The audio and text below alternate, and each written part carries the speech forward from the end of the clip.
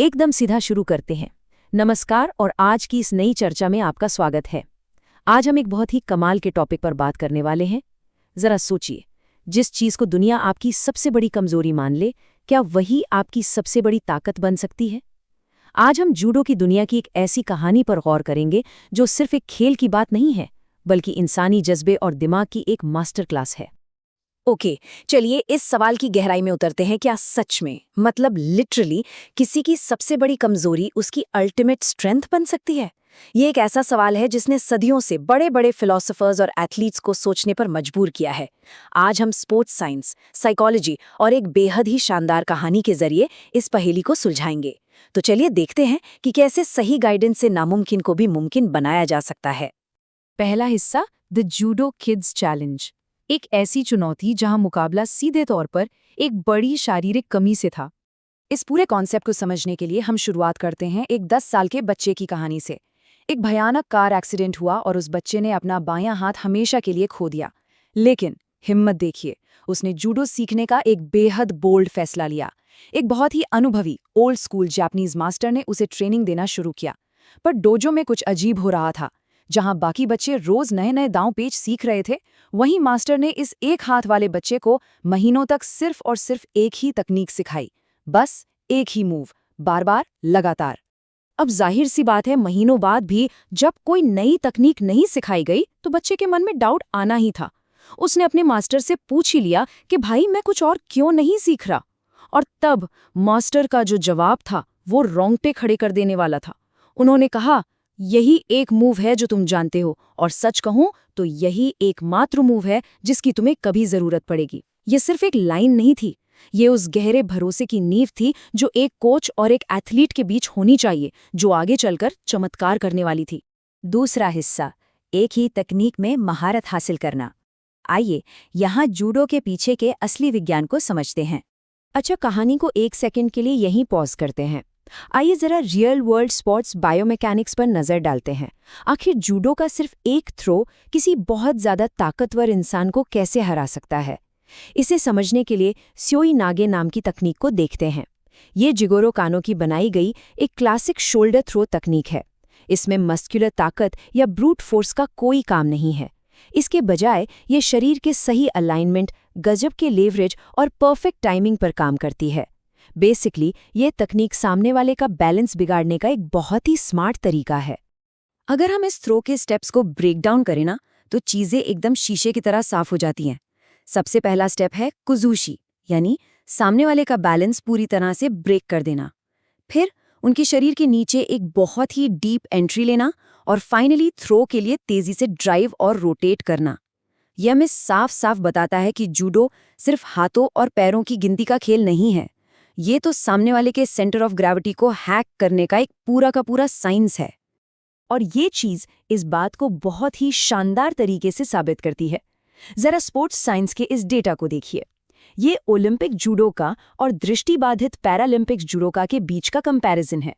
Researchers ने पाया कि भले ही ओलंपिक एथलीटों में मांसपेशियों की पावर थोड़ी ज्यादा हो, लेकिन पैरालंपिक और ओलंपिक जूडोका दोनों में मैक्सिमल आइसोमेट्रिक स्ट्रेंथ, यानी जो स्थिर ताकत होती है, वो लगभग एक बराबर होती है। मतलब असली फर्क सिर्फ शरीर से नहीं आता, बल्कि आपकी मानसिक और तकनीकी क्षमता से आता है। तीसरा हिस्सा, मानसिक मजबूती का विज्ञान। चलिए देखते हैं कि असली खेल दिमाग में कैसे खेला जाता है। अब वापस अपनी कहानी पर चलते हैं। अपनी उसी एक इकलौती तकनीक के दम पर वो बच्चा सबको हैरान करते हुए टूर्नामेंट के सीधे फाइनल में पहुंच गया। और फाइनल में उसका सामना किससे हुआ? एक ऐसे ओपोनेंट से जो उससे कहीं ज्यादा बड़ा था, ज्यादा ताकतवर था और 3 बार का चैंपियन रह चुका था। अब जरा सोचिए, इस लेवल के भारी प्रेशर में एलीट जूडोका को सामने वाले की चाल समझने और सही फैसला लेने के लिए कितना वक्त मिलता है? सिर्फ 100 से 200 मिलीसेकंड। जी हाँ, पलक झपकने से भी कम समय में खेल पलट जाता है। बिना सॉलिड मेंटल कंडीशनिंग के कोई भी एथलीट इस प्रेशर में ताश के पत्तों की तरह बिखर सकता है। असल में किसी भी बड़े मैच के दौरान एथलीट्स को 2 तरह की एंग्जाइटी झेलनी पड़ती है। पहली है कॉग्निटिव एंग्जाइटी, यानी दिमाग में चलने वाले नेगेटिव ख्याल कि क्या मैं हार जाऊंगा। और दूसरी है सोमैटिक एंग्जाइटी, जहां अचानक से दिल की धड़कन बहुत तेज हो जाती है या मसल्स एकदम सख्त हो जाती है। स्पोर्ट्स साइकोलॉजी में इसे समझने के लिए एक कैटास्ट्रॉफी मॉडल है।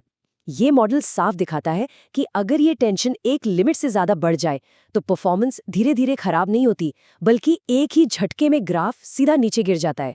लेकिन जो एथलीट अपनी इन फीलिंग्स को सही तरीके से कंट्रोल कर लेते हैं, उनका एक बड़ा ही दिलचस्प आइसबर्ग प्रोफाइल बनता है। इसका मतलब है कि उनमें हाई एनर्जी और बहुत सारा जोश होता है, लेकिन वही दूसरी तरफ टेंशन, थकान और नेगेटिविटी ना के बराबर होती है।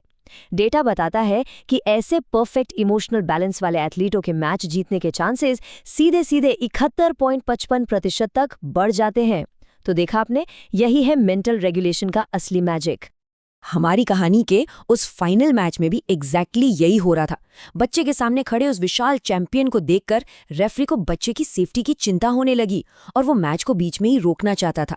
पर पता है क्या, मास्टर को अपने उस स्टूडेंट पर 100% भरोसा था। उन्होंने कहा कि नहीं, मैच चलता रहेगा। और ये जो अटूट भरोसा है ना, ये साइकोलॉजी के 3+1 C's मॉडल से आता है। इसमें क्लोजनेस, कमिटमेंट, कॉम्प्लीमेंटैरिटी और को-ओरिएंटेशन शामिल है। इसी कमाल की साइकोलॉजिकल सेफ्टी ने उस बच्चे को मैदान पर टिके रहने की वो दिमागी ताकत दी। चौथा हिस्सा, रियल वर्ल्ड जूडो चैंपियंस। ये साबित करता है कि ये सिर्फ कहानियों की बातें नहीं हैं। इतनी बड़ी रुकावटों को पार करना सिर्फ पुरानी दंत कथाओं तक सीमित नहीं है। मॉडर्न स्पोर्ट्स हिस्ट्री में इसके असली एग्जाम्पल्स भरे पड़े हैं। एबोनी ड्रिसडेल डेली की इस अविश्वसनीय जर्नी को ही देख लीजिए। 2012 के लंदन गेम्स को देखकर उन्होंने ओलंपिक का सपना देखा, लेकिन फिर 2020 में कोविड आ गया। उनके पास ट्रेनिंग के लिए ना कोई डोजो था, ना कोई सही जगह, सब कुछ बंद। लेकिन उन्होंने हार नहीं मानी। उन्होंने अपना माइंडसेट पूरी तरह से शिफ्ट किया, सिचुएशन के हिसाब से खुद को एडजस्ट किया और 2021 में वो जमैका की पहली ओलंपिक जुडोका बनकर इतिहास के पन्नों में दर्ज हो गईं। एक और बेहद शानदार एग्जाम्पल है कपिल परमार का। ये एक दृष्टिबाधित J1 जूडोका है। लखनऊ में रहकर ट्रेनिंग करना, शारीरिक और आर्थिक चुनौतियों का सामना करना बिल्कुल भी आसान नहीं था। लेकिन 2019 के कॉमनवेल्थ में गोल्ड जीतने से लेकर 2024 के पेरिस पैरालंपिक में भारत के लिए जूडो का पहला पैरालंपिक ब्रॉन्ज मेडल जीतने तक का उनका सफ़र सच में अमेजिंग है। ये कहानी हमें बताती है कि असली विजन आंखों में नहीं, आपके इरादों में होता है।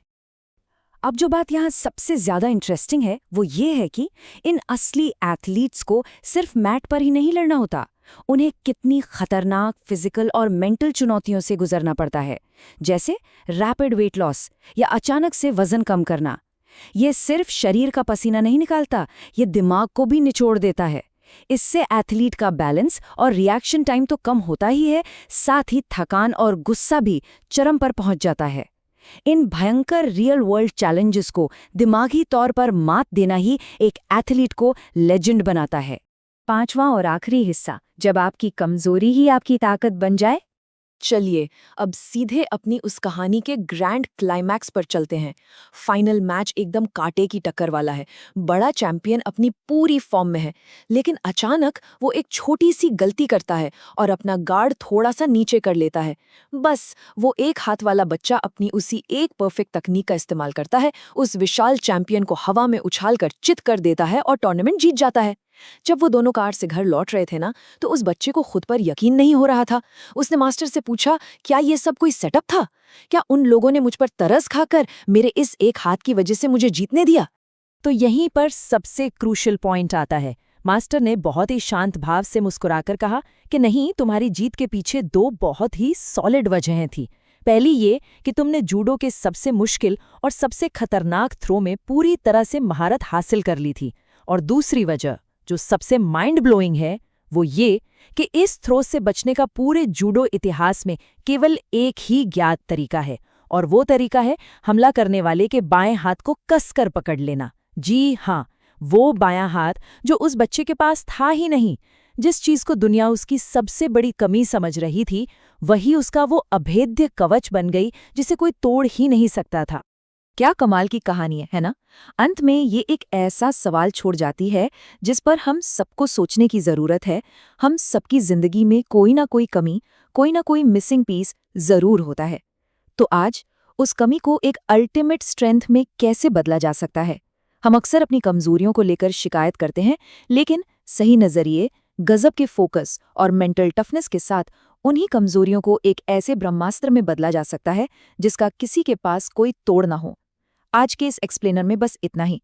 सोचिएगा जरूर इस बारे में और सीखते रहिए।